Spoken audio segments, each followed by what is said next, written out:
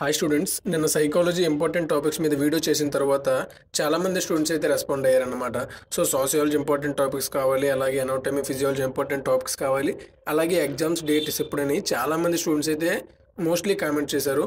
So మీకు ఈ వీడియోలో మీ డౌట్స్ అన్ని క్లియరిఫై చేసేస్తా అండ్ మీకు మంచి ఇన్ఫర్మేషన్ ఇస్తా. సో వీడియో చివరి వరకు చూసేయండి. అలాగే ఈ వీడియో మీ ఫ్రెండ్స్ అందరికీ రీచ్ అవ్వాలి కాబట్టి ఒక చిన్న లైక్ అయితే వేసేసుకోండి. ఇక వీడియోలోకి అయితే ఎటువంటి లేట్ లేకుండా వెళ్ళిపోదాం.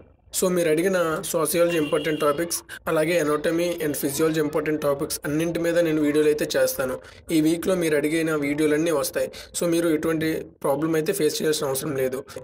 ఇక ఎగ్జామ్స్ విషయానికి వస్తే ఎగ్జామ్స్ అనేవి జూలై మంత్లో ఉంటాయి అన్నమాట. జూలై మ్యాక్సిమం సెకండ్ వీక్లో ఉంటాయి. ఇలానే అఫీషియల్గా డేట్స్ అయితే కన్ఫర్మ్ అవ్వలేదు. బట్ నాకు వచ్చిన సోర్సెస్ ప్రకారం జూలై సెకండ్ వీక్ అని తెలిసింది. బికాజ్ జూన్లో న్యూ గవర్నమెంట్ అనేది ఏర్పడుతుంది.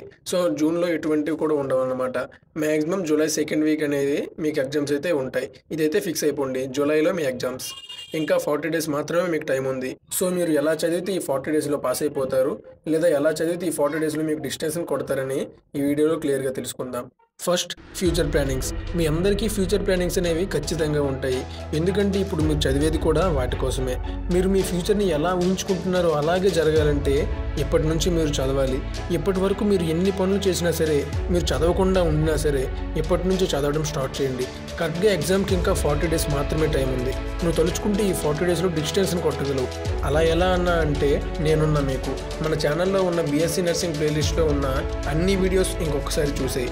అలాగే సబ్జెక్ట్ బేసిక్స్ ప్లేలిస్ట్లో ఉన్న అన్ని వీడియోస్ కూడా ఒకసారి నువ్వు చూసేయి. Psychology and sociology important topics కూడా చూడండి. And anatomy physiology important topics కూడా నేను పెడతాను, అవి కూడా చూడండి. మీరు నేను చెప్పిన ఇంపార్టెంట్ టాపిక్స్ అండ్ క్వశ్చన్స్ చదువుకుంటే ఈజీగా డిస్టెన్స్ని కొట్టేస్తారు. ఇక చూద్దాం మిమ్మల్ని ఎవడాపుతాడు. తర్వాత సెల్ఫ్ బిలీవ్. ఎంతటి మనిషినైనా సరే తన ఆత్మవిశ్వాసమే బ్రతికిస్తుంది. ఇది మీరు క్లినికల్స్కి వెళ్ళిన హాస్పిటల్లో నేర్చుకుని ఉంటారు, అక్కడ ఉన్న నర్సెస్ అండ్ డాక్టర్స్ నుంచి నేర్చుకుని ఉంటారు.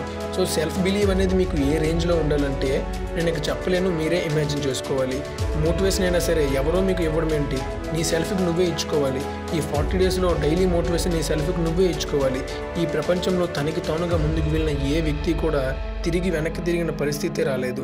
సో ఒకసారి మీరే ఆలోచించండి. మీ ఫ్రెండ్స్తో ఎంజాయ్ చేయడం మీకు ఆపే. ఈ 40 డేస్ అనేవి నీవి కావు అని ట్రై చేయి. రిజల్ట్ ఏమైందో అని నువ్వు నాకు అప్పుడు కామెంట్ చేయి. తర్వాత సెట్ యువర్ మైండ్ సెట్. నీ మైండ్ని నువ్వే మార్చుకోవాలి. ఎప్పట్లా 2 hours 4 hours చదివితే చాలదు. నీకంటూ ఒక గోల్ ఉంటే ఇక చదువు. 10 hours అయినా మినిమం చదవాలి. నీ మైండ్ని ప్రిపేర్ చేసుకో. మినిమం 10 hours అయినా చదవాలి అని నీ మైండ్కి చెప్పు. ఇంతకు ముందు వరకు నువ్వు చదవకపోయినా పర్లేదు, ఇక నుండి స్టార్ట్ చేయి. పాస్ కాదు కదా, డిస్టెన్షన్ అయినా కొడతావు, లేదంటే ఇక్కడ నీ ఇష్టం. ఎందుకంటే బీఎస్సీ నర్సింగ్ అనేది సింపుల్ అయితే అస్సలు కాదు. మీరు బైపీసీలో చదివేటట్టు 4 ఎస్ఏలు చదివితే ఒక ఎస్ఏ వచ్చేది, అలాగే 5 మార్క్స్వి ఒక 5 చదివితే ఒకటి వచ్చేది అనుకోవడానికి. సో ఇక్కడ చాలా చాలా చాలా కష్టం. జనరల్గా క్వశ్చన్ అడిగినా సరే మీరు రాయగలగాలి. సో నీ మైండ్కి నువ్వు సెట్ చేసుకుని ఎప్పటి నుంచి మినిమం 10 hours అయినా చదవాలి. బికాజ్ ఒకసారి ఆలోచించు, నీ ఫీ ఎంత, ఆ ఫీ కట్టడానికి మీ మమ్మీ డాడీ ఏం చేస్తున్నారు, టైం టు టైం ఎలా ఫీ కడుతున్నారు. వన్స్ థింక్ చేయి. నీ కోసం కాకపోయినా నీ పేరెంట్స్ కోసమైనా ఆలోచించు.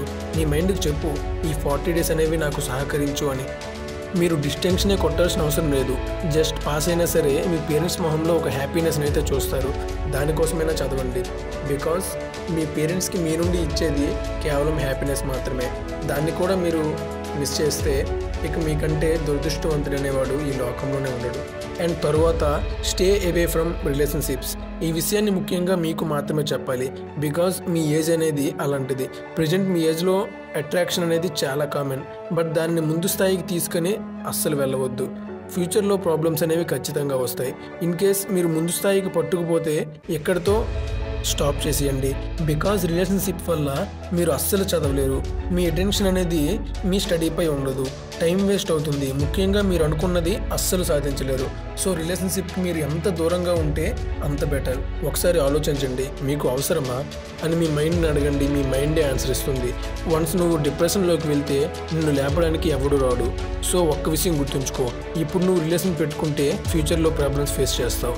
ఇప్పుడే నువ్వు కట్ చేస్తే నీ ఫ్యూచర్ అనేది నువ్వు చూస్తావు. ఫ్రెండ్గా అయినా సరే ఎక్కువ అటెన్షన్ అయితే అవతల వ్యక్తికి అస్సలు ఇవ్వద్దు. బికాజ్ అవతల వ్యక్తి ఏదైనా ఊహించుకోవచ్చు. ఒకవేళ మీకు ఎవ్వరికీ కూడా రిలేషన్ లేకపోతే మీరు gem students. Love you. And లాస్ట్గా ఒకటి చెప్తా, ఈ 40 డేస్, ఈ 40 రోజులు నువ్వెవరో ఈ ప్రపంచం ఎవరో అన్నట్లు ఉండు. నీ రిజల్ట్ నీకు సర్ప్రైజ్ ఇస్తుంది. ఈ 40 డేస్ తర్వాత నీ ఇష్టం. మళ్ళీ ఒక 2 months ఎంజాయ్ చేసి మళ్ళీ నువ్వు ఈజీగా చదువుకోవచ్చు. ఎందుకంటే ఇది ఫస్ట్ సెమ్. ఈ ఫస్ట్ సెమ్లో నువ్వు ఎలాంటి బ్యాక్లాగ్స్ కూడా ఉంచకపోతేనే నీకు సెకండ్ సెమ్ అనేది చదవాలనిపిస్తుంది.